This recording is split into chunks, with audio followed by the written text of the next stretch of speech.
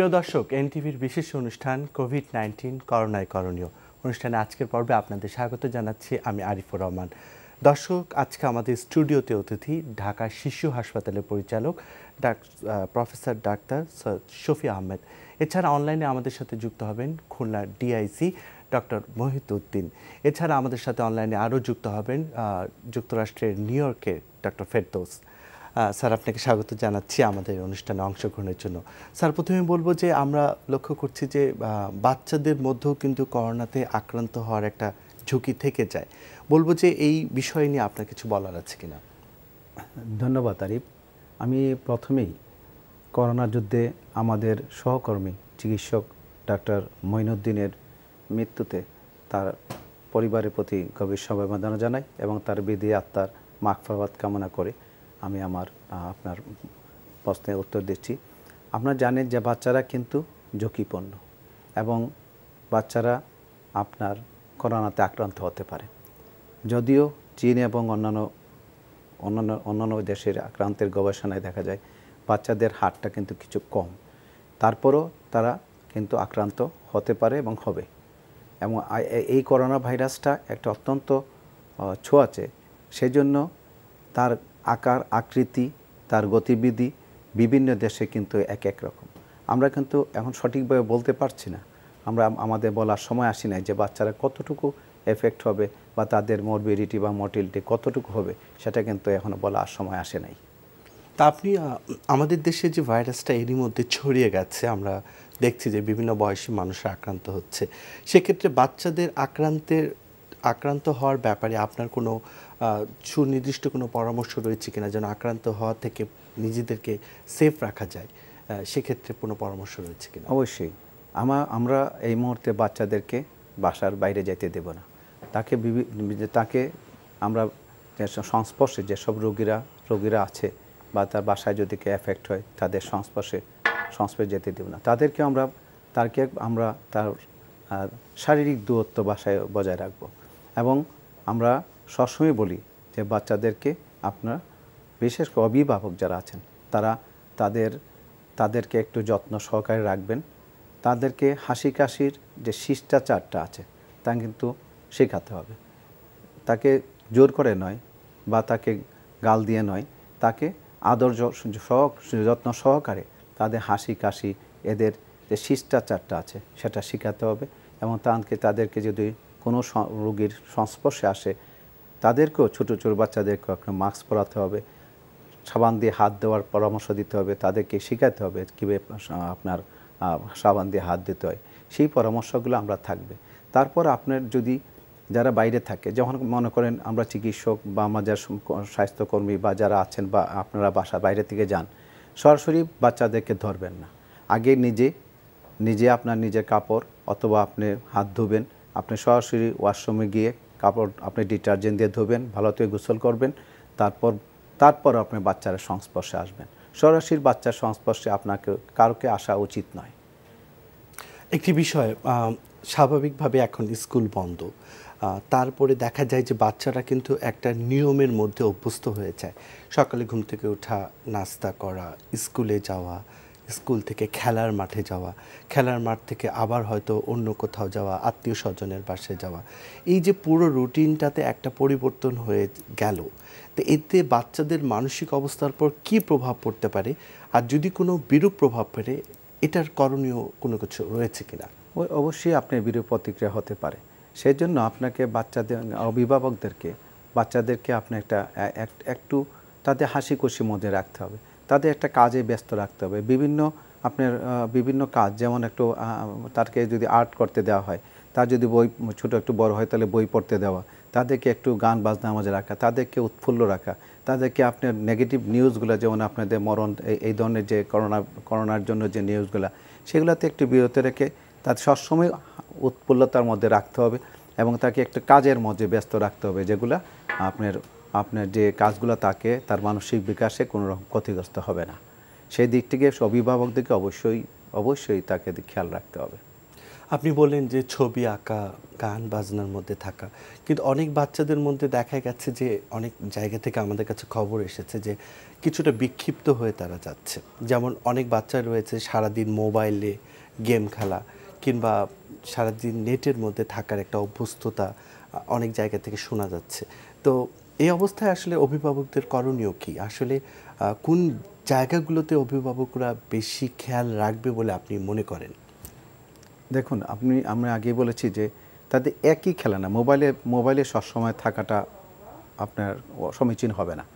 বা আপনার একটা তাকে যদি আমরা কনভার্ট করতে পারি বিভিন্ন কাজের মধ্যে, বা কিছু তৈরি করতে দেওয়া, বা কিছু একটা করতে দেওয়া, তাকে আপনার পড়াশোনার দিকে দেওয়া, তা একটু পড়ানো, বা তাকে একটু বোঝানো, বা তাদের একটা আদর যত্ন করা, সবাই মিলে একটা আলাপ আলোচনা করা, একটু হাসি ফুর্তির মধ্যে থাকা, একটা সামাজিক দূরত্ব বজায় রেখেই আমাদেরকে করা উচিত।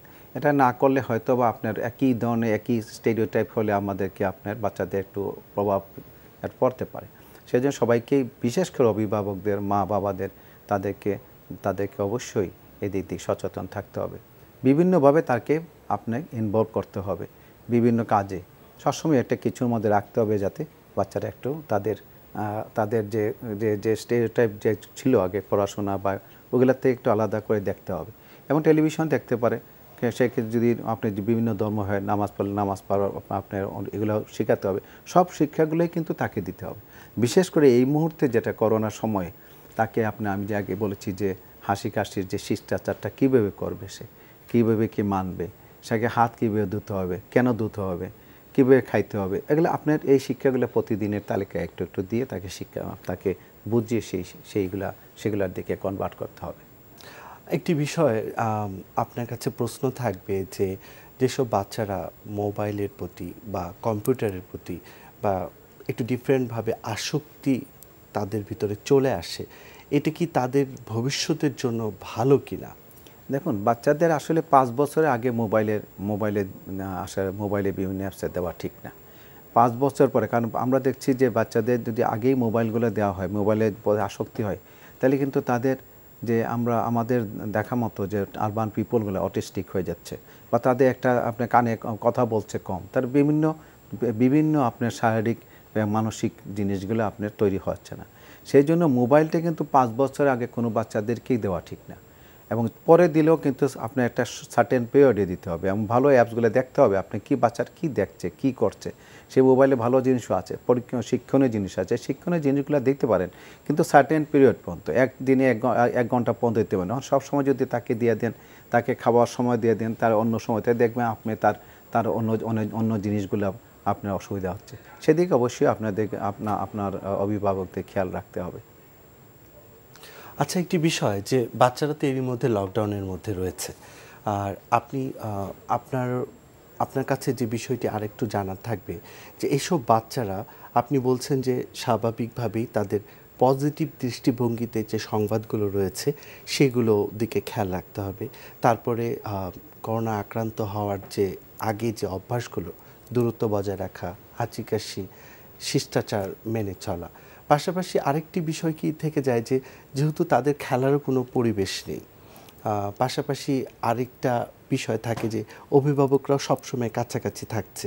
তো আপনি যেমন শিশুদের ক্ষেত্রেও বললেন, অভিভাবকদের ক্ষেত্রেও এই আরও কাছাকাছি থেকে একটা সুন্দর সম্পর্ক গড়ার জন্য আর কি কি করা প্রয়োজন বলে আপনি মনে করেন? দেখুন, আমাদের হোম বা ইনডোর কিছু গেম আছে, যদি সম্ভব হয় অভিভাবকদেরকে এই দূরত্ব বজায় রেখে বা শিষ্টাচার এগুলো মেনে আপনার অভিভাবকদেরকে তাদের সাথে একটা খেলা পরিবেশে, একটা হাসি খুশির পরিবেশে থাকতে হবে। অভিভাবকদের কিন্তু এদিক অবশ্যই বাচ্চাদের খেয়াল রাখতে হবে, যাতে বাচ্চাটা যাতে আপনার অন্যদিকে ডিরেল না হয়। তাদেরকে সবসময় কিন্তু আপনার যেহেতু আমরা যেহেতু আতঙ্কিত, পরিবারে কিন্তু আতঙ্কিত, মা বাপরা আতঙ্কিত, সব ফ্যামিলি আতঙ্কিত, এই আতঙ্কের মধ্যে কিন্তু আতঙ্কটা যাতে বাচ্চাদের মধ্যে ছড়ায় না যায়, আতঙ্ক যাতে বাচ্চাদেরকে আপনার টাচ করতে না পারে, সেদিকে অবশ্যই তাদের খেয়াল রাখতে হবে। এবার আমরা স্বাস্থ্য সেবা বিভাগের পরিচালক, যিনি হাসপাতাল সাইটটি দেখছেন, তার সাথে আমরা কথা বলবো। আপনি কি আমার কথা শুনতে পাচ্ছেন? জি জি। প্রথমেই আপনার কাছে যে প্রশ্নটি থাকবে যে ঢাকায় মোট কতগুলো হাসপাতালকে করোনার রোগীদের চিকিৎসার জন্য প্রস্তুত করা হয়েছে? ঢাকাতে এই মুহূর্তে আমরা 5টি হাসপাতাল পুরোপুরি প্রস্তুত।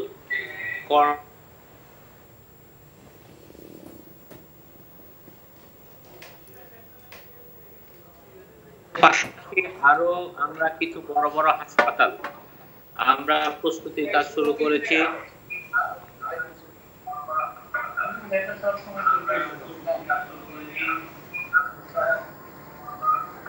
এবং এটি একটি চলমান প্রক্রিয়া। এর পাশাপাশি আমরা দেশের অন্যান্য জায়গাতে, বিশেষ করে সব জেলাগুলোতে আমরা এই করোনা রোগীদের জন্য ডেডিকেটেড হাসপাতাল প্রস্তুতের কাজও শুরু করে দিয়েছি।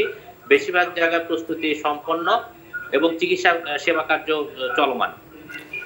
একটি বিষয় হচ্ছে যে আপনাদের কাছে একটি প্রশ্ন থাকবে যে সরকার নির্ধারিত সব হাসপাতাল আপনি বলছেন যে অলরেডি প্রস্তুতি চলছে, এছাড়া দুটি গ্রুপের হাসপাতালের কথা শুনতে চাইব যে বসুন্ধরা এবং আকিজ গ্রুপ আলাদাভাবে দুটো হাসপাতাল করার কথা জানিয়েছে। সেই দিকে আপনাদের আসলে পর্যবেক্ষণ রয়েছে কিনা বা এই বিষয় নিয়ে যদি কিছু বলতেন। হ্যাঁ, বসুন্ধরা গ্রুপের যে কনভেনশন সেন্টারটি সেটিকে হাসপাতালে রূপান্তরিত করার কাজ পুরাদমে চলছে। আমরা আশা করছি যে আগামী 2 সপ্তাহের ভিতরে এটির হাসপাতালে রূপান্তরিতের কাজ সম্পন্ন হবে। আচ্ছা, একটি প্রশ্ন থাকবে যে আমরা জেনেছি যে ঢাকায় যারা হাসপাতালে করোনা আক্রান্ত ব্যক্তিদের চিকিৎসা দিচ্ছেন বা ওইসব স্বাস্থ্যকর্মীদের জন্য আপনারা ঢাকায় অনেকগুলো আবাসিক হোটেল বরাদ্দ করেছেন। তো একটি হাসপাতালের নাম এরই মধ্যে আপনাদের কাছে এসেছে যে Sheikh Russel gastro liver hospital and institute, যে হাসপাতালে আমরা দেখেছি যে একটা বিজ্ঞপ্তিতে যে ঢাকার অনেকগুলো হোটেলে বুকিং দেওয়ার কথা আমরা দেখেছি। তা আপনার কাছে প্রশ্ন থাকবে যে সেই হাসপাতালে তো এখনও করোনা আক্রান্ত কোনো ব্যক্তিকে চিকিৎসা দেওয়া হয়নি, তাহলে সেই হাসপাতালের চিকিৎসক এবং স্বাস্থ্যকর্মীদের জন্য এখনই এতগুলো হোটেল বুকিং দেওয়ার কারণ কি?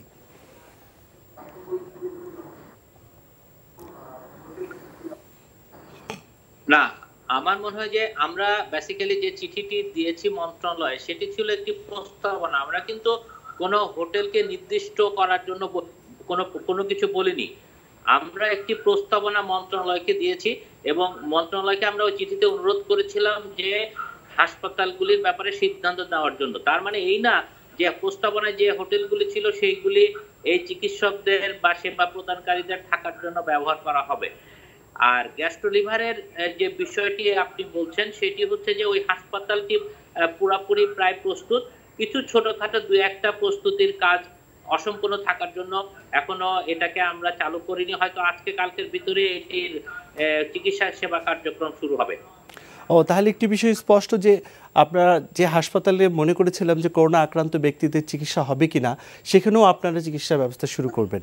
আর এখন আপনার কাছে একটি প্রশ্ন থাকবে যে অনেক জায়গায় থেকে যখন আপনাদের কাছে অভিযোগ আসে যে স্বাস্থ্য সুরক্ষা সামগ্রী ঠিকমতো পৌঁছচ্ছে না বা কোনো রকম সমস্যা রয়েছে, তখন আপনি হাসপাতালে পরিচালক হিসেবে কি দায়িত্ব গ্রহণ করেন?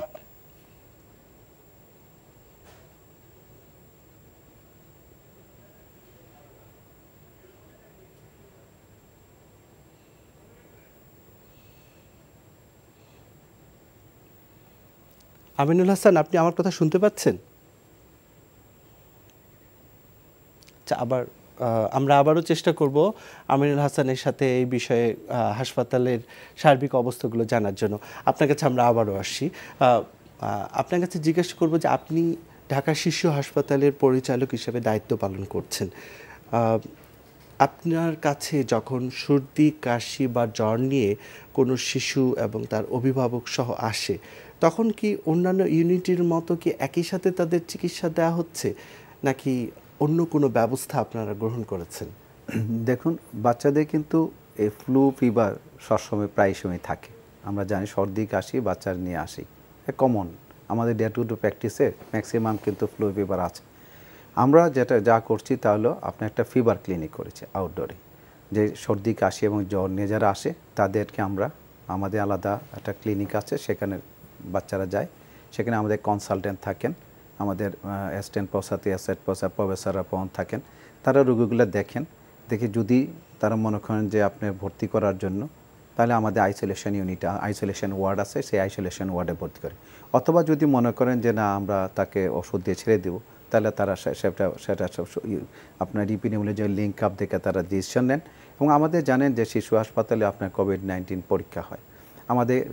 আমাদের একটা রুম আছে যেখানে আপনার কোভিড-19-এর জন্য আমরা স্যাম্পল নিই, বাচ্চাদের শুধু।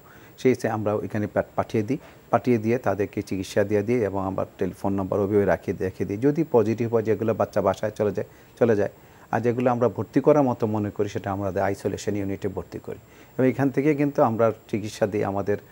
আমাদের পিপিই পরা সবসময় সব সরঞ্জাম সহ আমাদের ডাক্তার, সিস্টার এবং স্বাস্থ্যকর্মীরা আছেন, তারা চিকিৎসা দিয়ে থাকেন। তারপরের দিন যদি দেখি না তার কোভিড-19 নাই বা এগুলো না পাই, তাহলে আমরা তাদেরকে অন্য ওয়ার্ডে নিয়ে যাই। সেইভাবে আমরা কিন্তু এই বাচ্চাগুলোর চিকিৎসা দিচ্ছি। দেখুন, আমরা জানি যে কোভিড-19 একটি মানুষের দেহে আক্রান্ত হলে 2 থেকে 14 দিন পর্যন্ত সুপ্ত অবস্থায় থাকে। তো একজন শিশু যদি আক্রান্ত হয়, কিন্তু একজন অভিভাবক যদি আক্রান্ত হয়, সেক্ষেত্রে যখন তারা হাসপাতালে যাবে, আপনারা কিন্তু মোটেও জানতে পারছেন না যে সে আসলে করোনার আক্রান্ত হয়েছে কিনা। তো অন্যান্য রোগীদের সাথে তারা যখন একই সাথে হাসপাতালে প্রবেশ করবে, একই ভবনের হয়তোবা একটি কক্ষে আপনারা এই স্বাস্থ্যসেবা প্রদান করছেন সাধারণ জ্বর, সর্দি, কাশির জন্য। তা আপনি কি মনে করেন না, যদি একজন শিশু বা অভিভাবক কোনো কারণে করোনায় আক্রান্ত হয়, সে তার মাধ্যমে অনেক রোগীকে ছড়িয়ে দিতে পারে? আপনাদের এই ব্যবস্থা কি পর্যাপ্ত, নাকি আপনারা মনে করেন যে আপনাদের ভবনের বাইরে অন্য কোনো ব্যবস্থা থাকা উচিত? দেখুন, আমরা যেহেতু ফিভার ক্লিনিকটা করছি, কিন্তু এটা কিন্তু একটু আইসোলেটেড ওয়েতেই করেছি। সাধারণত ওই জায়গাতে আমরা ওইসব পেশেন্টে দেখার সময় আমরা যথেষ্ট সতর্কতা অবলম্বন করি। তারপরে ইমার্জেন্সিতেও যে আমাদের রোগীগুলো পরবর্তীতে দেখে ওইগুলো আসবেই। আপনি যেভাবে বাংলাদেশ এখন ফেজ 4-এ চলে গেছে, আপনি এটা চিন্তা করতে পারেন না, কিন্তু এই ধরনের রোগী চলে আসতে পারে, সম্ভাবনা আছে। এখন এই ফেজে কিন্তু আসলে তো আমাদেরকে যথেষ্ট সুরক্ষা নিয়েই কিন্তু এই রোগীগুলো দেখা হচ্ছে। যেগুলো বাচ্চাদের মধ্যে একটা সুবিধা হলো, বাচ্চাদের বেশিরভাগ ক্ষেত্রেই মৃদু আপনার থাকে, মানে সিমটমস থাকে, বা মাইল্ড সিমটমস, মডারেট সিমটমস, বেশিরভাগ ক্ষেত্রেই কিন্তু হোম ম্যানেজমেন্ট হয়। আমরা যদি বুঝি যে আপনার সর্দি কাশি নিয়ে আসে, সেক্ষেত্রে যদি পরীক্ষা নাও করি, কিন্তু আমরা তাদের কিন্তু অ্যাডভাইস দিয়ে দিই এবং আমরা চেষ্টা করি যে সাধারণত বাচ্চারা তো বাসায় থাকে, বাচ্চারা তো আপনার ইনফেকশন হওয়ার কথা না। যদি আপনি অ্যাডাল্ট বা তাদের আত্মীয় স্বজন বা বাসায় যারা আছে তারা যদি ইনফেক্টেড না হয়, তাহলে বাচ্চারা ইনফেক্টেড হওয়ার কথা না। তবুও আপনার এই মুহূর্তে কিন্তু যথেষ্ট সতর্ক অবলম্বন করা হয়। আমরা কিন্তু তাদের বাসায় গেলেও তাদেরকে বলে দিই, আমরা কিন্তু হোম ম্যানেজমেন্টে বলে দিই কী করতে হবে। সেক্ষেত্রে আমরা তাদের বাসায় চলে যাই। যদি বাচ্চা বুঝিয়ে দিই না তার ফ্লু আছে, তারপরে কিন্তু আমরা এখন কোভিড-19 মাথায় রাখি যে হতে পারে। সেই হিসাবে কিন্তু আমাদের চিন্তাধারা থাকে যে আপনার বাচ্চাটা বাসায় গেলেও যাতে, কিন্তু বাচ্চারা কিন্তু আপনার মাইল্ড মডারেট সিমটমস থাকে, কিন্তু তারা কিন্তু ক্যারিয়ার, তারা কিন্তু আপনাকে ছড়িয়ে দিতে পারে। আপনার কাছে আমরা আবারও আসবো, ফেজ 4-এর কথাও আপনি বলেছেন, এই বিষয়টি নিয়ে কথা বলবো। এবং অনেক অভিভাবকও আমাদেরকে বলেছে যে আসলে একই হাসপাতালে যখন দুটো রোগীর ট্রিটমেন্ট হয়, সেক্ষেত্রে তারা যেতেও কিছুটা তাদের ভিতরে ভীতি আমরা লক্ষ্য করেছি। এবার আমাদের সাথে অনলাইনে যোগ হবেন খুলনার ডিআইজি ডক্টর খন্দকার মহিদুদ্দিন। আপনি কি আমার কথা শুনতে পাচ্ছেন? আপনাকে এই অনুষ্ঠানে অংশগ্রহণ করেছেন, এই জন্য স্বাগত জানাচ্ছি। প্রথমে আপনার কাছে প্রশ্ন থাকবে যে আপনি প্রায় 10টি জেলার দায়িত্বে রয়েছেন, যেটি বাংলাদেশের দ্বিতীয় বিভাগ হিসাবে আমরা জানি। বলবো যে এই 10টি জেলায় এ পর্যন্ত আক্রান্ত রোগীর সংখ্যা কেমন? ধন্যবাদ আপনাকে। আপনার বর্তমানে যে বিপর্যয় চলছে, কোভিড-19 এর বিপর্যয়, এটির ছোঁয়ার বাইরে তো খুলনা রেঞ্জও নয়। ইতিমধ্যে খুলনা রেঞ্জেও আক্রান্ত পাওয়া গিয়েছে, যদিও খুলনা রেঞ্জে আক্রান্তের সংখ্যা কম, এবং এই আক্রান্ত কিন্তু গত পরশু থেকে আক্রান্তের রিপোর্ট পাওয়া গিয়েছে। তো সেটি আমাদের খুলনা রেঞ্জের মধ্যে 4টি এবং মেট্রোপলিটন এরিয়াতে একটি 5টি, অর্থাৎ খুলনা বিভাগে টোটাল 5 জন কোভিড-19 এ পর্যন্ত আক্রান্ত হয়েছে। Thank you. আপনার কাছে আরও অনেক প্রশ্ন রয়েছে যে পুলিশ এই মুহূর্তে তো দায়িত্ব পালন করছে, আমরা দেখেছি। তা আপনার জেলাগুলোতে পুলিশ নিজেদের প্রোটেকশনের জন্য কি ব্যবস্থা গ্রহণ করেছে? হ্যাঁ, আপনি খুব ভালো প্রশ্ন করেছেন।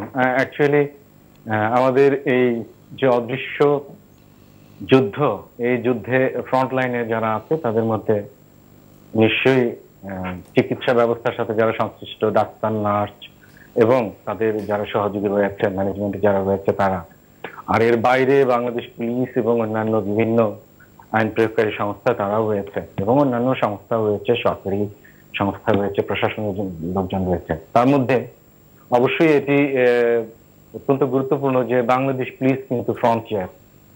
হাসপাতালে যেমনি ডাক্তার এবং স্বাস্থ্যকর্মীরা ফ্রন্টিয়ার, আর মাঠে কিন্তু খোলা জায়গায় পুলিশ কিন্তু ফ্রন্টিয়ার। আমাদের প্রায় 2,12,000 সহকর্মী রয়েছে, এবং তাদের স্বাস্থ্যের বিষয়টি অবশ্যই অত্যন্ত গুরুত্বপূর্ণ। আপনি দেখেছেন যে ইতিমধ্যে কিন্তু পুলিশেরও বেশ কয়েকটি জায়গায় কোভিডের সংক্রমণ পাওয়া গিয়েছে। তা আমরা যেটি কাজ করছি সেটি শুরু থেকে বলা যায় গত জানুয়ারি থেকে পুলিশ হেডকোয়ার্টার্স এবং সরকারের পক্ষ থেকে আমাদের কিছুটা প্রস্তুতি নিয়ে আমরা এগোচ্ছিলাম, এবং আমাদের সাধ্যমতো বাংলাদেশ পুলিশের পক্ষ থেকে আমরা তাদের প্রোটেকশন ইকুইপমেন্ট যেগুলো দেওয়া সম্ভব সেগুলো দিয়েছি, এবং স্বাস্থ্য বিধির ব্যাপারে আমাদের প্রত্যেকটি সদস্যকে আমরা চেষ্টা করেছি অ্যাওয়্যার করার জন্য, যেহেতু তারা তাদের অ্যাপ্রোচ করবে সাধারণ মানুষকে এবং এমনকি ডেড বডিকেও অ্যাপ্রোচ করবে, সেজন্য আমরা সেই কাজটি কিন্তু করে যাচ্ছি। তার কারণ যদি স্বাস্থ্যকর্মী আক্রান্ত হয় তাহলে যেমন বিপদ, তেমনি পুলিশে যদি কোনোভাবে আক্রান্ত হয় সেটিও কিন্তু বড় বিপদ। আরেকটি বিষয় যে আমাদের এই সদস্যরা কিন্তু থাকে ব্যারাকে অথবা একত্রিত যায় কোনো এক জায়গায়, যেটি আমাদের জন্য আরো ঝুঁকিপূর্ণ। কারণ যদি কাউকে আমাদের লকডাউন করতে হয় অথবা কোয়ারেন্টাইনে নিতে হয় তাহলে স্বাস্থ্যবিধি অনুযায়ী কিন্তু পুরোটাই নিতে হয় তাদের কন্ট্যাক্টে যারা আসছে। যে জন্য আমাদের সরকারের যে বিধি সেগুলো আমরা মেনে চলছি, স্বাস্থ্য অধিদপ্তরের যেগুলো বিধি, পুলিশ হেডকোয়ার্টার্স তাদের আমাদের যে ডিরেক্টিভ দিয়েছে সেগুলো ফলো করছি। এমনকি স্থানীয়ভাবে অনেকের ইনোভেটিভ অনেক আইডিয়া গুলো সেগুলো কিন্তু আমরা ফলো করছি, যাতে আমরা স্থানীয়ভাবেও তাদের সুরক্ষা বাড়াতে পারি, এবং আমরা চেষ্টা করছি যে সেটি যেন আমাদের থাকে। যে কারণে কিন্তু আমাদের খুলনা রেঞ্জে আমাদের প্রায় 16,500 পুলিশ সদস্য রয়েছে, এবং আমরা বলছি যে এখন পর্যন্ত আল্লাহর রহমতে যতটুকু আছে ভালো আছে, এবং আমরা চেষ্টা করে যাব যে আমাদের যে পিপি যেটি আছে, আমাদের হ্যান্ড স্যানিটাইজার সহ আমাদের মাস্ক সহ অন্যান্য যে জিনিসগুলো সেগুলো যাতে যথাযথভাবে ব্যবহার হয় সেগুলোর চেষ্টা করব। আরেকটি জিনিস ঠিক যে আসলে আমরা যতই দেই তাদেরকে থানা, ফাঁড়ি বা ক্যাম্প পর্যায় পর্যন্ত, অ্যাকচুয়ালি সংখ্যাটি কিন্তু আসলে পর্যায়ে নেওয়া ভীষণ কঠিন, কারণ এটি নির্ভর করে যে একটি মাস্ক বা একটি হ্যান্ড গ্লাভস অথবা পিপি কত ফ্রিকুয়েন্ট ইউজ হবে। তো আমরা তো আসলে এই ফ্রিকুয়েন্সির সাথে তাল মেলাতে পারি না, যদিও পুলিশ হেডকোয়ার্টার্স থেকে পর্যাপ্ত দেওয়া হচ্ছে, আমরা স্থানীয়ভাবে আমরা সংগ্রহ করেছি, আমরা কিনেছি। আমরা আশা করি, আমরা চেষ্টা করব, বাংলাদেশ তো আসলে পুলিশ তো বিচ্ছিন্ন কোনো জায়গায় নয়, সকলে 18 কোটি মানুষের মধ্যে আছে, তারপর আমরা চেষ্টা করব বাংলাদেশ পুলিশকে সুরক্ষিত রাখার জন্য। আপনার কাছে আরো প্রশ্ন থাকবে যে মানুষের যে অবাধ চলাচল, এটা কি আপনি আপনার জেলাগুলোতে নিয়ন্ত্রণ করতে পেরেছেন? অত্যন্ত একটি গুরুত্বপূর্ণ এবং জটিল উত্তর এটি। তার কারণ হলো যে আসলে লম্বা সময় ধরে আমরা সকলেই বুঝি হিউম্যান বিং তাদেরকে কিন্তু ব্যাট করে রাখা ভেরি ডিফিকাল্ট। আমার মনে হয় যে সেই সমস্যা কিন্তু আমরাও ফেস করছি, এবং আপনারাও দেখেছেন, আপনারা যারা মিডিয়ার সহকর্মী আছেন, অন্যান্য জায়গার যারা মাঠে কাজ করছেন, যে আমরা প্রাণান্ত চেষ্টা করছি, কিন্তু আমাদের পুলিশের উপস্থিতি পেলে বা সেনাবাহিনীর উপস্থিতি পেলে তারা সরে যাচ্ছে, আবার তারা চলে আসছে, যার জন্য এটি পুরোটি আটকানো কিন্তু খুব কঠিন। যদিও আমরা বলবো যে আমরা অনেক প্ল্যান নিয়েছি, যেমন হাট বাজার গুলো আমরা এখন মাঠে নিয়ে গিয়েছি, আমরা রাস্তায় প্রতিনিয়ত আমাদের লোকজন থাকছে, লোকজনকে অনুরোধ করছে। আসলে আমরা যেটি অনুভব করি সেটি হলো যে শুধুমাত্র আইন প্রয়োগ করে কিন্তু এই সমস্যার সমাধান করা সম্ভব নয়, সকল মানুষকে আটকানো সম্ভব নয়। আমরা বারবার অনুরোধ করছি আমাদের সম্মানিত নাগরিকদের যে আপনারা ঘরে থাকুন, নিজে বাঁচুন, অন্যকে বাঁচতে দিন, পরিবারকে বাঁচতে দিন। আর আমরা যদি এখান থেকে সরে আসি, আমার নিজের জন্য যেমন আত্মঘাতী, পরিবারের জন্য, সমাজের জন্য এবং সর্বোপরি রাষ্ট্রের জন্য তার চেয়েও বড় বিষয় যে এটি একটি গ্লোবাল ইস্যু, সারা বিশ্বই কিন্তু আজকে ভারাক্রান্ত। কাজেই আমরা সর্বসাধারণকে প্রাণান্ত চেষ্টা করে যাচ্ছি। আমরা সফল হয়েছি, কিন্তু 100% সফল হওয়া আর সম্ভব শুধু তখনই যখন সম্মানিত নাগরিকগণ তারা এগিয়ে আসবেন। আমি অনুরোধ করব আপনাদের মাধ্যমেও, যেহেতু মিডিয়াতে একটি হয়তো অনেকে দেখছেন, আমি অনুরোধ করব তারা যেন দয়া করে সেলফ মোটিভেটেড হয়ে যেন সেলফ কোয়ারেন্টাইনে থাকে। 15টি দিন তারা ঘরে থাকতে বলা হয়েছে, এটি অত্যন্ত জটিল নয়, বরং পরিবারের একজন সদস্যকে যদি কোনো কারণে আমরা হারিয়ে বসি, এই বেদনা তো আমাদের চিরকাল ধরে বহন করতে হবে। আপনার কাছে একটি প্রশ্ন থাকবে যে আপনার কাছে একটি প্রশ্ন থাকবে যে আপনি যদি নিয়ন্ত্রণে না আসে সেক্ষেত্রে আইন প্রয়োগ করছেন কিনা, মানে আইনের মধ্যে থেকে এই যে পরিস্থিতিগুলো, অনেক মানুষ আছে যাদের অবাধ চলাচল নিয়ন্ত্রণ অনেক সময় হচ্ছে না, যেটা আপনি বললেন যে তাদেরই সচেতন হতে হবে, সেক্ষেত্রে পুলিশ কখনো কি আইনের প্রয়োগ করছে কিনা, যদি এই বিষয়ে কিছু বলতেন। হ্যাঁ, আপনি জানেন যে ইতিমধ্যে কিন্তু আইন কিন্তু এনাক্ট করা হচ্ছে এবং সেটির এক্সারসাইজ কিন্তু আইন শৃঙ্খলা রক্ষাকারী বাহিনী, তারপর ভ্রাম্যমাণ আদালত তারা করছে। কিন্তু আসলে তো আইন প্রয়োগ করা আমাদের উদ্দেশ্য নয়। আমাদের উদ্দেশ্য হলো যে মানুষ যেন ঘরে থাকে, নিরাপদ থাকে, সুস্থ থাকে, বাংলাদেশের যেন এই দুর্যোগ থেকে বাংলাদেশ যেন বেরিয়ে আসতে পারে, কেউ যেন আক্রান্ত না হয়। আমাদের এই রেঞ্জেও বিভিন্ন জেলাতে ইতিমধ্যে বেশ কিছু মোবাইল কোর্ট করা হয়েছে, তাদেরকে জরিমানা করা হয়েছে। এবং আমরা বলা যায় যে এর পাশাপাশি আমরা মোটিভেশনাল কাজ করছি বেশি। আসলে জরিমানাটা তো আসলে আমাদের উদ্দেশ্য নয় এই মুহূর্তে, তো মোটিভেশনাল কাজ করছি, আইনের প্রয়োগ করা হচ্ছে, কিন্তু আমরা আসলে হোলিস্টিক অ্যাপ্রোচ দিতে চাচ্ছি, কারণ শুধু আইন প্রয়োগ করে এই সমস্যার সমাধান করা সম্ভব হবে না। আমরা অনুরোধ করছি যে আমাদের সাধারণ মানুষ যেন ভুল না বোঝে, তার কারণ আমরা তাদেরকে ঘরে যেতে বলছি বা কখনো কখনো আইন প্রয়োগ করছি, এর উদ্দেশ্য কিন্তু এই নয় যে আইন এর মধ্যে কোনো পুলিশের কোনো আইন প্রয়োগকারী সংস্থার কোনো বাড়তি কোনো ইচ্ছা আছে। আমাদের যাতে আইন প্রয়োগ করতে না হয়, তারা যেন নিজস্ব ভাবে সেলফ মোটিভেটেড হয়ে তারা যেন ঘরে থাকে, এই অনুরোধ আমি আমারও করছি।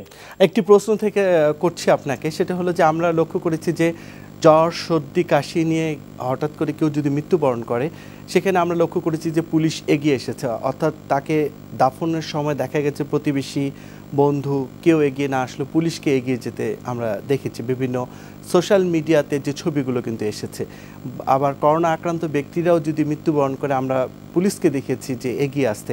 আপনার জেলাতে এই ধরনের কোনো ঘটনা ঘটেছে কিনা? প্রথমে আপনাকে ধন্যবাদ যে আপনি অ্যাকনলেজ করছেন যে পুলিশ রেসপন্স করছে। আসলে আপনাকে একটি কথা বলি, সেটি আসলে পুলিশের কিন্তু ইনহারেন্ট একটা ক্যারেক্টার আছে, সেটি হলো যদি কোনো কিছু আনডান থাকে সেটি কিন্তু পুলিশ করার চেষ্টা করে। সমাজে শুধু আজকে কোভিড-19 নয়, এর আগেও কিন্তু অনেক পরিস্থিতিতে যখনই কোনো জায়গায় কোনো গ্যাপ তৈরি হয়েছে, সেই জায়গাটি কিন্তু পুলিশ ফিল আপ করার চেষ্টা করছে। তো এবার এটি মিডিয়াতে বেশি আসছে এজন্যে যে এবার সোশ্যাল মিডিয়া খুব অ্যাক্টিভ, যে জন্য ধরা পড়েছে। আমি আপনাদেরকে আমি বিনয়ের সহিত বলছি আমার অভিজ্ঞতা থেকে যে আমি কিন্তু আগেও দেখেছি পুলিশ বিভিন্ন সময় এই ধরনের কাজগুলো, দুস্থদের বা যে কাজটা আনদান সেটি তারা করছে। আপনি যথার্থই বলেছেন, সারা বাংলাদেশের মতো খুলনা রেঞ্জেও বেশ কয়েক জায়গায় এটি ঘটেছে।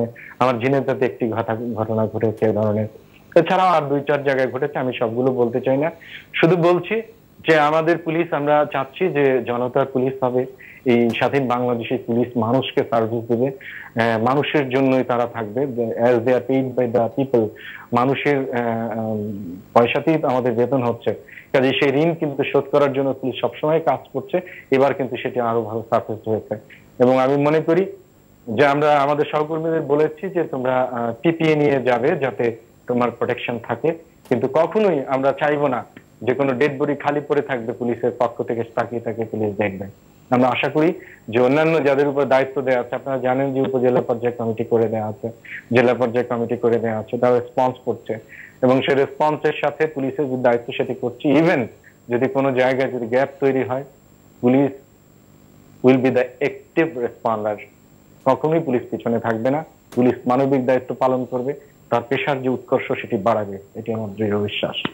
আপনাকে অনেক ধন্যবাদ ডক্টর খন্দকার মহিউদ্দিন আমাদের সাথে অংশগ্রহণের জন্য। আপনাকেও ধন্যবাদ, এনটিভিকেও ধন্যবাদ, যারা আলোচনা করছেন সবাইকে ধন্যবাদ।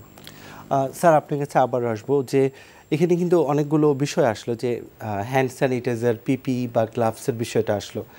তো আপনার কাছে স্যার জিজ্ঞেস করব যে আপনিও তো একটি গ্লাভস পরেছেন, এই গ্লাভস আসলে স্যার কয়বার ব্যবহার করা যায়, বা মাস্কের যে ব্যবহারটা আসলে এটা কয়বার ব্যবহার করা যায়, বা ব্যবহার বিধি সম্পর্কে যদি বলতেন। দেখুন, আসলে আমরা যারা রোগীর সংস্পর্শে আসে বা করোনা যারা রোগী দেখছে, তারা কিন্তু একবারে বেশি গ্লাভস ইউজ করতে পারবে না। আসলে আমাদের এখনও অনেক পরিমাণে কম আছে, বিশেষ করে গ্লাভসটা কিন্তু আমরা কিন্তু আপনার যদি হ্যান্ড স্যানিটাইজার দিয়ে বা আপনার ধুয়ে আপনার ইউজ করা যায়, সাধারণত 2-3 বার ইউজ করা যেতে পারে। যদি আপনি বাইরে কাজ করেন, সেই ক্ষেত্রে রোগীদের ক্ষেত্রে যদি কাজ না করেন, সেই ক্ষেত্রে কিন্তু আপনি 2-3 দিন ইউজ করতে পারবেন। রোগীদের সাথে রোগীরা যদি কোভিড রোগী দেখেন, কখনোই এটা একবারে বেশি, এটা সিঙ্গেল, আপনি ডিসপোজেবল গ্লাস। এবং পিপিইটা কিন্তু যদি কোভিড রোগী দেখেন, তাহলে কিন্তু আপনার জাস্ট ফর ওয়ান টাইমের জন্য। কিন্তু কিছু গাউন আপনার পিপি আপনার দেওয়া হয়েছে, যেগুলো আমরা বলা হচ্ছে, কতটুকু জানি না আমি, আপনাদের ওয়াশেবল এবং রিইউজেবল করা যায়, যে সব ক্ষেত্রে তো আপনার সবাই তো আর কোভিড রোগী দেখছে না। সেই ক্ষেত্রে অন্যান্য ক্ষেত্রে কিন্তু আপনি রিইউজেবল 2-3 দিন পর্যন্ত ইউজ করা আপনার কোনো অসুবিধা হবে না। অথবা আপনি বাইরে আপনি অনেক সময় দেখবেন তারা পিপি কিন্তু আপনার দিয়ে ডিসইনফেক্টেন্ট দিয়ে করে আবার কাজ করছে। সেটা আসলে নির্ভর করছে, সেটা আসলে আমাদের সাপ্লাই উপরে আমরা কতটুকু আছি। তবে মানসম্মত যারা পিপি আমাদেরকে যদি দেওয়া হয়, তাহলে কিন্তু আপনার সুবিধা। এখন আপনার কতটুকু মানসম্মত দেওয়া হচ্ছে, সেটা আমাদের অনেকেরই প্রশ্ন আছে। তাই আমার বিশ্বাস যে আমাদের এই মুহূর্তে যারা পিপি দিচ্ছেন, সেটা অত্যন্ত মানসম্মত হওয়ার কথা। সেই দিক দিয়ে আমরা কিন্তু আপনার যারা কোভিড যারা চিকিৎসা করবে, তাদের ক্ষেত্রে কিন্তু একবারে বেশিটা ইউজ করা কখনোই ঠিক হবে না। দর্শক, আমরা কথা বলবো যুক্তরাষ্ট্রের নিউ ইয়র্কের মাউন্ট সিনাই হাসপাতালের মেডিসিন বিশেষজ্ঞ ডক্টর ফেরদৌস আহমেদের সাথে। আমাদের সাথে এখন আপনি কি আমার কথা শুনতে পাচ্ছেন ডক্টর ফেরদৌস? জি আরিফ সাহেব, শুনতে পাচ্ছি। আপনাকে স্বাগত জানাচ্ছি আমাদের এই আয়োজনে অংশগ্রহণ করার জন্য। প্রথমে আপনার কাছে প্রশ্ন থাকবে যে যুক্তরাষ্ট্রে করোনার পরিস্থিতি এখন কেমন? আমরা গত 1টি মাস সত্যি একটি কঠিন পরীক্ষার মধ্যে দিয়ে গিয়েছি। প্রথম অংশে আমরা বুঝতেই পারিনি, খেলা শুরুর আগেই প্রায় 5টি গোল খেয়ে গেলাম। অর্থাৎ প্রস্তুতি যাই ছিল, এটি মুখে মুখে ছিল, আমরা সত্যি ব্যাটল ফিল্ডে আমরা রেডি ছিলাম না। তারপর যখন শুরু হলো, ত্রাহি অবস্থা। তো এখন এটি 4র্থ সপ্তাহ চলছে এই ত্রাহি অবস্থার। এই মুহূর্তে মৃত্যুর সংখ্যাটি বাড়ছে, কিন্তু কমিউনিটি লেভেলে একটি স্বস্তি দেখতে পাচ্ছি আমি একজন চিকিৎসক হিসেবে। তাহলে এই দুইটি সংখ্যার মধ্যে পার্থক্য কেন, সেই প্রশ্নটি আসতে পারে। অর্থাৎ একটি বিশাল অংশ মানুষের তারা হাসপাতালে ভর্তি আছে এই মুহূর্তে। অর্থাৎ যেই হাসপাতালে 250 বেডের থাকার কথা ছিল, সেখানে প্রায় 1500 বেড রয়েছে এখন, এবং সেখানে অনেক মানুষ আইসিইউতে ভর্তি, প্রায় 3 গুণ স্বাভাবিকের চেয়ে বেশি মানুষ আইসিইউতে। সো তাদের মধ্যে থেকে সুস্থতার পরিমাণ খুব অল্প, যেই কারণে আমরা দেখছি মৃত্যুর মিছিল বাড়ছে প্রতিদিন। কিন্তু কমিউনিটিতে আমি একটি স্বস্তির নিঃশ্বাস পাচ্ছি, যেইটি গভর্নর অ্যান্ড্রু কুমো বলছে প্রতিদিন, যে কার্ভটি মনে হয় একটি সমান এসে গিয়েছে, সেইটি। আচ্ছা, আপনার কাছে আরেকটি প্রশ্ন থাকবে যে যুক্তরাষ্ট্রের এই পরিস্থিতি থেকে যে আমাদের বাংলাদেশকে কোন শিক্ষাটা নেওয়া উচিত বলে আপনি মনে করেন? পুরো ব্যাপারটি আসলে একটি লেসন বাংলাদেশের জন্য। এটি প্রস্তুতির ক্ষেত্রে বলুন, প্রিভেনশনের ক্ষেত্রে বলুন, এবং চিকিৎসার ক্ষেত্রে বলুন। প্রিভেনশনের বোধহয় আমরা শেষ পর্যায়ে আসি সুযোগের, কিন্তু প্রস্তুতির এখনো সুযোগ আছে। যেমন ধরুন, আমরা প্রথম থেকেই আমাদের যে মাস্ক, গাউন বা অন্যান্য জিনিসগুলো থাকার কথা ছিল, ওগুলো নেই, যেই কারণে আমরা এখনো পর্যন্ত এটি কভার করতে পারিনি। এক। দ্বিতীয় হচ্ছে ডায়াগনস্টিক কিট, যেটি আমাদের থাকার কথা ছিল, সেইটি ডায়াগনস্টিক কিট আমরা 1 মাস পর্যন্ত হয়ে গেল, আমরা এখনো কমিউনিটি লেভেলে ম্যাসিভ আকারে দিতে পারিনি। অর্থাৎ যেখানে আমরা একটি বাস্কেট ফ্রুটের মধ্যে যদি 100টি ফল থাকে, আপনি কিভাবে বুঝবেন যে কোন ফলটি পচে গিয়েছে? আপনি শুনতে পাচ্ছেন? জি, শুনতে পাচ্ছি, আপনি বলুন। তো এখন ডায়াগনোসিস যদি করতে না পারেন যে কোন আমটি পচে গিয়েছে, সেইটিকেও সবার মাঝখানে রাখেন, সেই নষ্ট ফলটি বাকি ফলগুলোকেও নষ্ট করবে, অর্থাৎ সেই নষ্ট ফলটিকে আপনি আলাদা করে রাখতে পারবেন না। তাহলে কি হবে? সবগুলা ফল নষ্ট হয়ে যাবে। যেটি যুক্তরাষ্ট্রে হয়েছে, যে ডায়াগনস্টিক কিটের মারাত্মক শর্টেজ ছিল, এইটি মাত্র গত ৩-৪ দিন আগে আমরা মনে হচ্ছে আমরা একটি পেয়েছি। আবার কিছু ডাক্তারের কাছে ডায়াগনস্টিক কিট দেওয়া হয়েছিল, কিন্তু তারা এটি ইউজ করতে পারছিল না, কারণ আমাদের সেই পিপিই ছিল না। তাহলে দেখুন, হাসপাতালগুলোর অবস্থা খারাপ, তারা এক্সট্রা লোড নিতে পারছে না, সেখানে স্বাস্থ্যকর্মীর সংকট, বেশিরভাগ স্বাস্থ্যকর্মী অসুস্থ হয়ে গিয়েছে, তৃতীয়ত প্রোটেকশনের ব্যবস্থা নেই, চতুর্থ ডায়াগনস্টিকের কোনো ব্যবস্থা নেই। এইটি তো গেল আমাদের মানবীয় পক্ষে। ভাইরাসের উপর যে ইফেক্ট, যে ঔষধপত্র, ওগুলো নিয়ে কথা নাই বা বললাম। তো এটি প্রতিটি ধাপে বাংলাদেশের জন্য শিক্ষণীয়। আমি এখনো মনে করি যদি একান্তই সিরিয়াস হওয়া যায় ব্যাপারটি নিয়ে, 1 সপ্তাহের মধ্যে যদি যে সমস্ত দেশ এই সমস্ত বানায়, অথবা বাংলাদেশ এই মেডিকেল গ্রেডের এই সমস্ত সামগ্রী সিরিয়াসলি প্রস্তুত করলে, যুক্তরাষ্ট্রের মতো এই সামগ্রী নিয়ে যে সংকট ছিল সেটি সামাল দিতে পারবে। এখন কথা হচ্ছে আমরা কতটুকু সিরিয়াস, সেইটি হলো কথা। এখানে সিরিয়াস হতে হবে। মুখে মুখে বললাম যে আমাদের সব আছে, আর ডাক্তার সাহেবরা বলবে আমাদের কিছু নেই। কোথাও একটি মিসকমিউনিকেশন হচ্ছে বলে আমার ধারণা।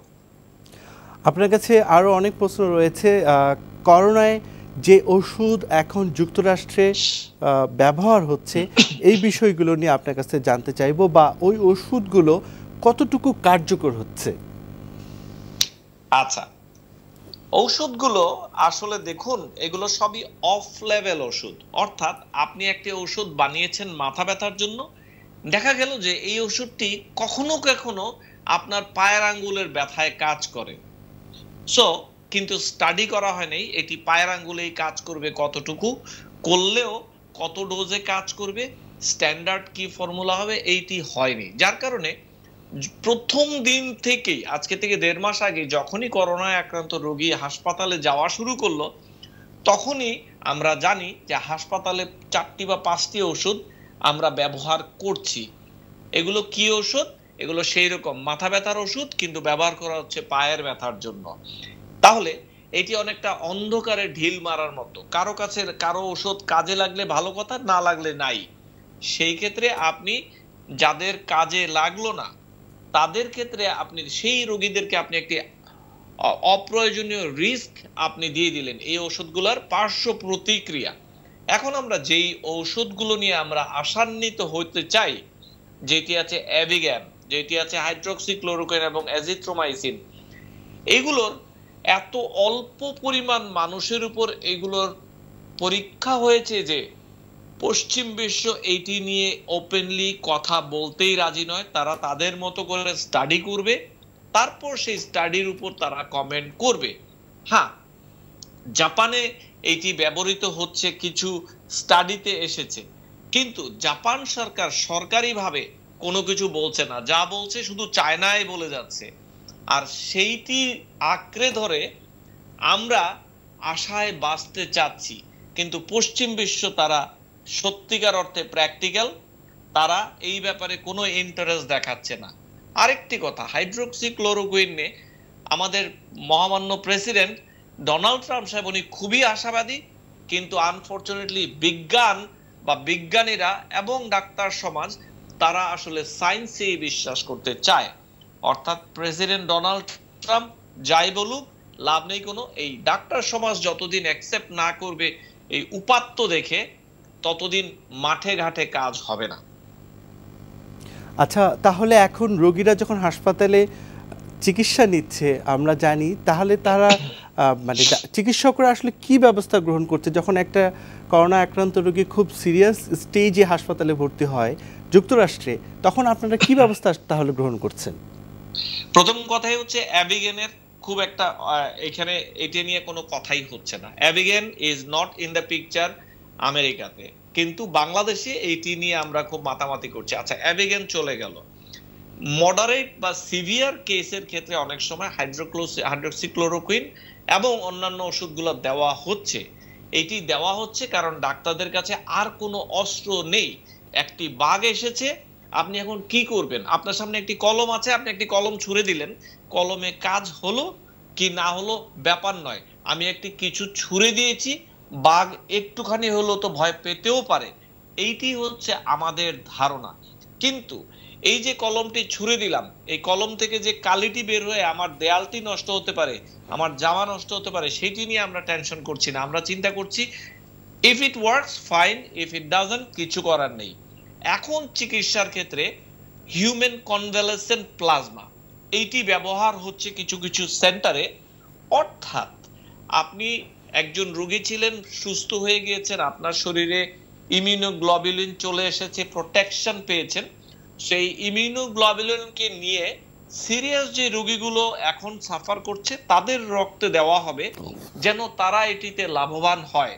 কিন্তু এটি এত ব্যয়বহুল একটি প্রক্রিয়া এবং এটির অ্যাভেলেবিলিটিও তেমন নেই, এবং এইটি দিয়ে যে 100% আপনি ভালো হবেন সেইটিও আমরা এখনো জানি না। এই রোগটি এতটা নতুন যে আসলে অনেক ব্যাপারে আমরা এখনো কমেন্ট করার পক্ষে না, এখনো পরীক্ষা নিরীক্ষা চলছে। তবে এই পরীক্ষা কতদিন চলবে আমাকে যদি প্রশ্ন করেন, আমি পরিষ্কারভাবে বলবো আরো 6 মাস কমপক্ষে লাগবে। আমরা যদি কোনো ঔষধের দিক থেকে কোনো লাইট দেখতে পারি সেক্ষেত্রে কমপক্ষে 6 মাস লাগতে পারে। হ্যাঁ, কিছু কিছু সেন্টার যুক্তরাষ্ট্রে বস্টন বেস তারা অ্যাবিগেন নিয়ে মাত্র পরীক্ষা শুরু করেছে। এটি বিভিন্ন ধাপে এই পরীক্ষাগুলো হতে হয়। আবার কিছু কিছু সেন্টার হাইড্রোক্সিক্লোরোকুইন নিয়ে পরীক্ষা করছে, কিন্তু এগুলো হুট করে হবে না। আসলে লক্ষ লক্ষ মানুষের উপর পরীক্ষার পর এগুলোর সেফটি নিয়ে কথা বলা যাবে। কিন্তু যুক্তরাষ্ট্র তবে কেন চায়না বা জাপানের স্টাডিকে গ্রহণ করছে না? যুক্তরাষ্ট্র এই ব্যাপারে খুবই কশাস। জাস্ট সবাই পানি খেয়ে ক্যান্সার ভালো হচ্ছে দেখে ওরাও পানি খেয়ে ক্যান্সার ভালো করবে, ওরা কিন্তু এই ব্যাপারটিতে এই সায়েন্টিস্ট গ্রুপ খুবই কশাস। এইখানটাতে আমাদের সাথে যুক্তরাষ্ট্রের পার্থক্য। একটি শেষ প্রশ্ন করব আপনার কাছে, যে আপনি যেহেতু নিউ ইয়র্কে বসবাস করছেন দীর্ঘদিন ধরে, আমরা জেনেছি যে অনেক বাংলাদেশি সেখানে আক্রান্ত হয়েছে, তো তাদের চিকিৎসার ব্যাপারে একজন বাংলাদেশি হয়ে আপনি যেহেতু ওখানে মেডিসিন বিশেষজ্ঞ হয়ে একটি প্রতিষ্ঠিত হাসপাতালে কাজ করছেন, আপনি নিজে থেকেও বাংলাদেশিদের জন্য এগিয়ে আসছেন কিনা তাদের চিকিৎসার জন্য? জি, ভালো প্রশ্ন করেছেন। আসলে বাংলাদেশের মতো যুক্তরাষ্ট্রেও অবস্থাটা খুব কাছাকাছি। যারা আউটডোর প্র্যাকটিস করেন অনেক ডাক্তার, আমি বলবো বেশিরভাগ ডাক্তারই তাদের ক্লিনিক বন্ধ করে দিয়েছেন। তো আমি আসলে এই যুদ্ধক্ষেত্রে আমি ব্যক্তিগতভাবে মাঠ ছাড়তে রাজি নই। সেই ক্ষেত্রে যদি আমার প্রাণটি যায় মানবতার সেবায়, আমি প্রাণ দিতে প্রস্তুত আছি, আমি আমার উপরে হিটটি নিতে প্রস্তুত আছি। আর সেই জন্যই সবাইকে জিজ্ঞাসা করে দেখতে পারেন, বা আপনারা হয়তো জানেন এর মধ্যে, যে আমি সত্যিই মাঠ ছাড়িনি। আমার যে অফিস, এইটির মাধ্যমে আমার অফিস বেসিক্যালি আমার স্টাফরা বা অন্যান্য ডাক্তাররা তারা আমার পেশেন্টদেরকে সার্ভিস দিচ্ছে। আর আমি যেটি করছি, আমি সবার প্রতি উন্মুক্ত করে দিয়েছি আমার সেলফোন নাম্বার, তারা আমাকে টেক্সট করতে পারে, আমি তখন অ্যান্সার করে, আমি প্রতিদিন প্রায় 150 কল আমি নিজে অ্যান্সার করছি, এবং আমি বাড়ি বাড়ি গিয়ে হোম ভিজিটের মাধ্যমে প্রচুর রোগীকে ভিজিট করেছি। এইটিতে লাভ হচ্ছে যে একটি আমাদের কমিউনিটি মনে হচ্ছে মানসিকভাবে একটু শান্ত, একটু স্ট্রং হচ্ছে, যে অ্যাটলিস্ট আমি যদি বলি আমি একজন ডাক্তারকে পেতে পারি, সেটি ফোনে হোক বা সেটি বাসায় যেয়ে হোক। এটি একটি বিগ মেসেজ আমি মনে করি বাংলাদেশের জন্য, যে এইরকমও করা যাবে ডাউন দ্য লাইন যদি সম্ভব হয়। আর বাংলাদেশবাসীকে বলি, আপনারা ঘরে ঢুকে যান, যে যেখানে আছেন, এখন বের হবার সময় নয়, ভয় পাবার সময় নয়। আর আপনার মাধ্যমে দেশবাসীকে বলতে চাই, বাংলাদেশের যদি প্রয়োজন হয় আমি যুক্তরাষ্ট্রের থেকেই আপনাদের পাশে আছি, প্রয়োজনে আমি বাংলাদেশে আসবো আপনাদেরকে সেবা দিতে, আমি সেই নিশ্চয়তা দিচ্ছি। ডক্টর ফেরদৌস খন্দকার, আপনাকে ধন্যবাদ। আপনার এই বক্তব্য আমাদেরকে আরও অনুপ্রাণিত করবে এবং যুক্তরাষ্ট্রে যেসব চিকিৎসক রয়েছেন বাংলাদেশি, তারাও একই রকমভাবে আপনার মতো করেই চিন্তা ভাবনা করুক যে আমাদের দেশকে নিয়ে, এই দেশের চিকিৎসা সেবা নিয়ে। আপনি আমাদের সাথে অংশগ্রহণ করেছেন, আবারও প্রয়োজন হলে আপনার সাথে আমরা যোগাযোগ করে রাখবো। ধন্যবাদ আপনাকে। স্যার, আপনার কাছে আসলাম, বলবো যে আপনি অনুষ্ঠানে একটি বিষয় বলেছিলেন যে আমরা এখন ফেজ 4-এ আছি। এই বিষয়টা নিয়ে একটু যদি আমাদেরকে ডিটেলস বলতে। দেখুন, আসলে এই মুহূর্তে করোনা ভাইরাস কিন্তু সারা বাংলাদেশে প্রতিটি জেলায় ছড়িয়ে পড়েছে। এখন কিন্তু আপনি কোনো অনেক হিস্ট্রি পাবেন না যে আপনার ক্লাস্টার অর্থাৎ বিদেশ থেকে আসছে, তাদের কাছে আসছে, এমন না। এখন কিন্তু ফেজ 4 এবং সারা বাংলাদেশেই দেখবেন প্রতি জায়গায় আপনার করোনা ভাইরাস পাওয়া যাচ্ছে। এই কমিউনিটি যখন ট্রান্সমিশন হয়ে যায় তখন আমরা বলি ফেজ 4। সেই জন্যই এখন আমাদের সামনের সময়টা কিন্তু অত্যন্ত গুরুত্বপূর্ণ। আপনি দেখছেন, আপনার আমেরিকা থেকে উনি বলেছেন যে একটা মাস, যে আগামী একটা মাস আমাদের জন্য অবশ্যই একটা অত্যন্ত গুরুত্বপূর্ণ সময়, এবং সেই সময় আমরা কিন্তু কমিউনিটি ট্রান্সমিশন যেহেতু হয়েছে, সেক্ষেত্রে আপনাকে অবশ্যই ঘরে থাকতে হবে।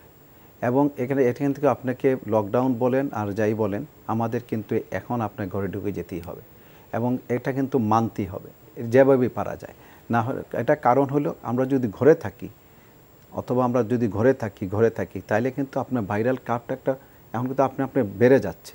সেটা যদি আমরা ফ্ল্যাটে নিয়ে আসতে পারি তাহলে কিন্তু এটা আপনার মারাত্মকভাবে আঘাত করবে। সেই জন্যই এই সময়টা, আগামী এক মাস আমাদের দেশের জন্য অত্যন্ত গুরুত্বপূর্ণ সময়। আমাদেরকে পিছনে কি হয়েছে, কার কী দোষ, সেগুলো দেখা যাবে না। আমাদেরকে এই সময় কোঅর্ডিনেটেড ওয়েতে কাজ করতে হবে এবং সেই জন্য একটা কোঅর্ডিনেশন প্রয়োজন। আপনাকে ডাক্তার বা আপনার স্বাস্থ্যকর্মী থেকে আপনাকে একটু আস্থার মধ্যে নিয়ে আসতে হবে। আস্থার মধ্যে যদি নিয়ে না আসি তাহলে কিন্তু আপনি আগামী দিনে কাজ করা অনেক কঠিন। সেই জন্য আমার অনুরোধ থাকবে যে আমরা অবশ্যই এই সময়টাতে একটা কোঅর্ডিনেটেড ওয়েতে আমরা কাজ করব। সেটা হোক, আপনারা দেখছেন আমাদের অনেক হাসপাতাল তৈরি আছে বলছে, কিন্তু দেখেন আমরা যে ভেন্টিলেটর দিব, সেই ভেন্টিলেটর দিলেই কি শেষ?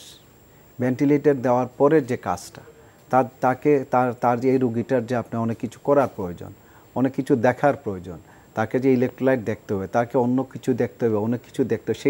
সে দেখার পিছনে যে আমাদের যে স্বাস্থ্য বা আমাদের যারা চিকিৎসক আছে তাদের তো প্রয়োজন আছে। অর্থাৎ ক্রিটিক্যাল কেয়ারের যারা সাবজেক্টে আছেন তারা কিন্তু অবশ্যই আপনার সেই সব মানুষকে দিয়ে কাজ করাতে হবে। ভেন্টিলেটর থাকলেই হবে না। ভেন্টিলেটর দিলেন আপনি, কিন্তু ভেন্টিলেটরের পিছনের যে কাজটা, তাকেও সে জিনিসটাও করতে হবে। সুতরাং আমার মনে হয় এই মুহূর্তে আমরা যদি লকডাউন করা হয়েছে, আমাকে ঘরে থাকতে হবে এবং বাইরে গেলে মাস্ক পরতে হবে, সাবান পানি দিয়ে হাত ধুতে হবে। এই তিনটা জিনিস স্বাস্থ্যবিধি মেনে চলতে হবে এবং আমরা যদি অন্তত স্ট্রিক্টলি মেনটেন করি তাহলে আমরা আমাদের ভাইরালের যে কার্ভটা আছে একটা ফ্ল্যাট করতে পারবো। আদারওয়াইজ আমাদের একটা বিরাট, আমার মনে হয় আমরা একটা বিপদের অনেক বড় ক্ষতি হবে। আপনাকে ধন্যবাদ আমাদের আয়োজনে অংশগ্রহণ করার জন্য। আপনাকেও ধন্যবাদ এবং সাথে সাথে এনটিভিকেও ধন্যবাদ আমাকে এখানে আমন্ত্রণ জানার জন্য। Thank you.